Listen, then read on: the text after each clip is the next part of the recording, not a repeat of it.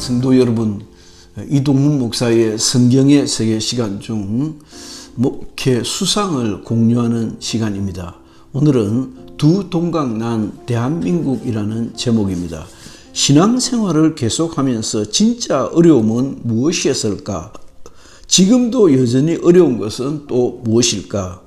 초보 그리스도인이라면 혹 헌금 생활일지 모르겠다. 아님 시도 때도 없이 반복되는 주일 성수에 대한 부담은 아니었을까? 그것도 아님 나는 별로 변한 것이 없는데 설교를 통하여 은근히 강요되는 거룩한 성도로서의 삶일까? 술, 담배, 성에 대한 유혹 같은 것들이 아닐까? 사람마다 경우는 다르겠으나 여시한 경우는 아닌 것 같아.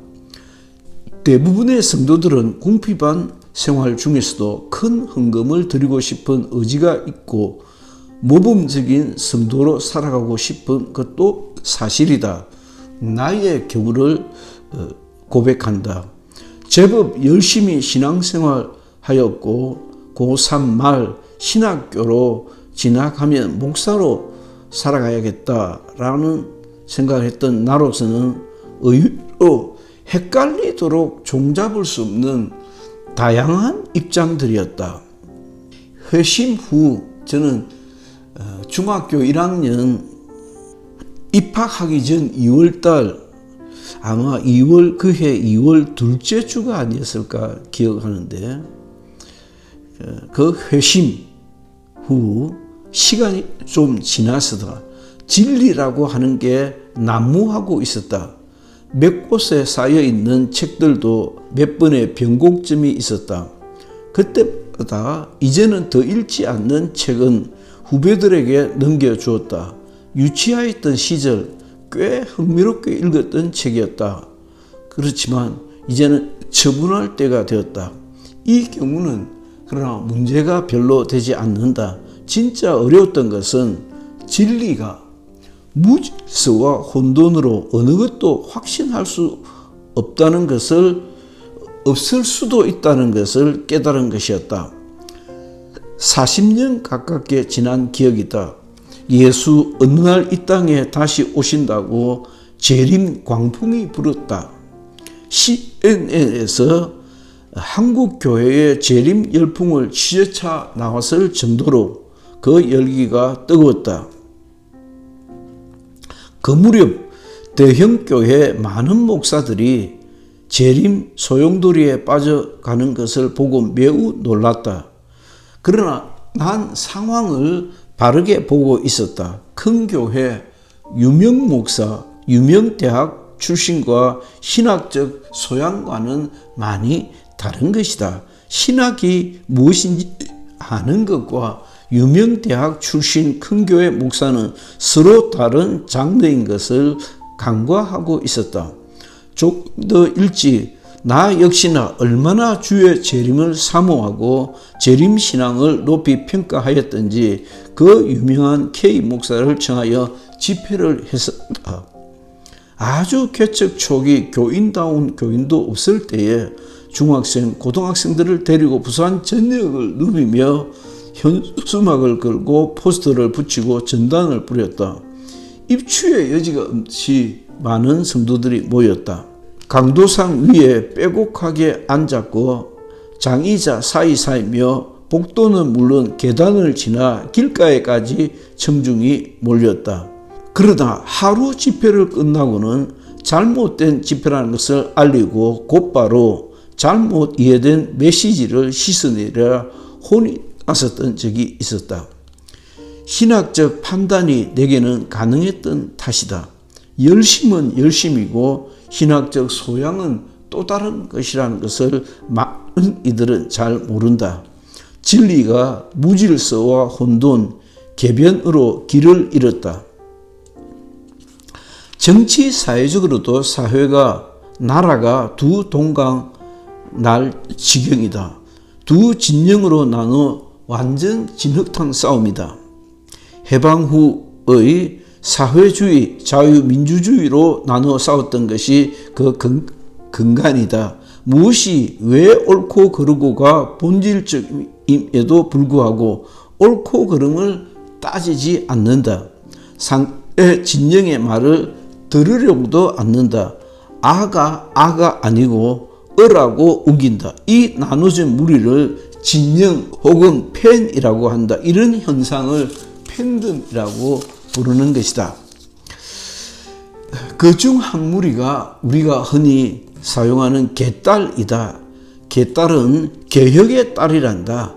개혁과는 아무 상관없는 막무가내 양아치들이 스스로를 그렇게 부르는 것이다.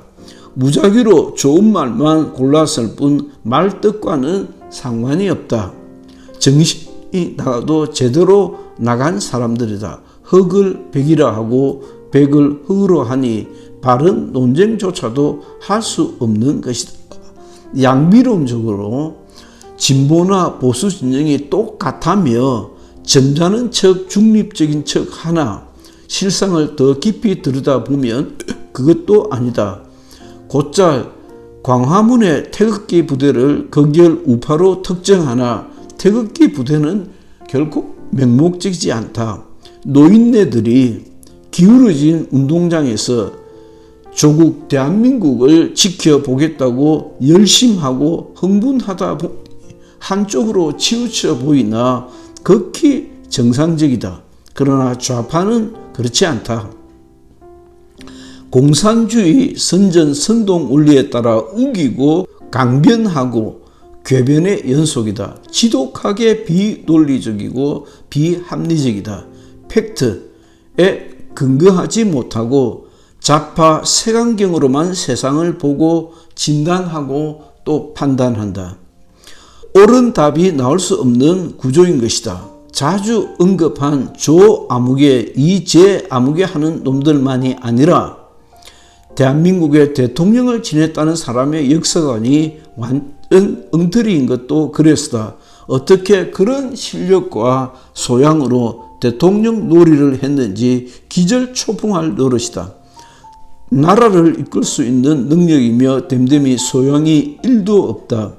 6.25 전쟁을 왜곡된 외국 인사의 책을 인용하며 미중의 대리전이라고 하는 작자다. 그 무렵에 드러난 외교사, 국제정치사가 이미 밝힌 일이다. 해방 후 여러모로 상대적으로 여건이 나았던 북이 어렵지 않게 남한을 삼킬 줄 알고 괴뢰 김일성을 앞세워 스탈린을 찾아 애걸복걸하고 목택동까지를 끌어들여 남침했던 것이 6.25 전쟁이다. 이미 미국은 철수한 상태였다. 그러나 중국에 대한 사대주의와 20세기 초 냉전시대의 사회주의에 기울어진 무리들이 어떻게든 정권을 빼앗아 조국을 구워먹고 삶아먹고 쪄먹으려는 이들은 듣고 싶은 말만 듣고 보고 싶은 것만 보고 있었다. 근본적으로는 우리의 신앙이 문제이지만은 지역주의, 패거리주의, 진영주의는 신앙조차도 묻지 않는다. 웬 희한한 성공회, 천주교, 개신교 성직자라는 인간들이 도무지 용납할 수 없는 논리로 정치에 뛰어든다. 기억하고 있는 일화로 마감을 하고자 한다. 난 민주화운동 보상 청구를 하지 않았다.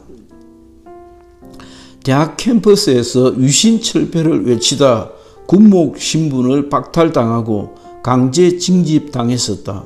그 무렵 나 역시나 신문 방송에 올라오는 기습을 믿지 않았다. 그러나 육군 항공대 인사처 행정병이었던 내가 비무장지대에서 북의 공격을 받은 현장 사진을 남겨둬야 했다.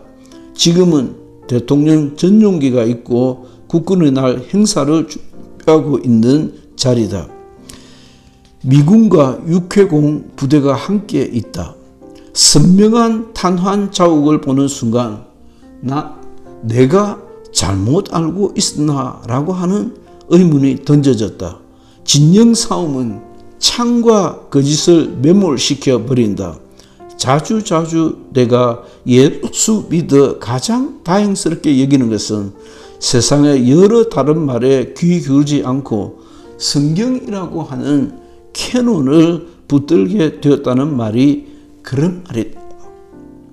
신앙도 신앙이지만은 다음 세대의 새 나라 정치, 경제, 사회가 어찌 될지 무척 염려스럽다.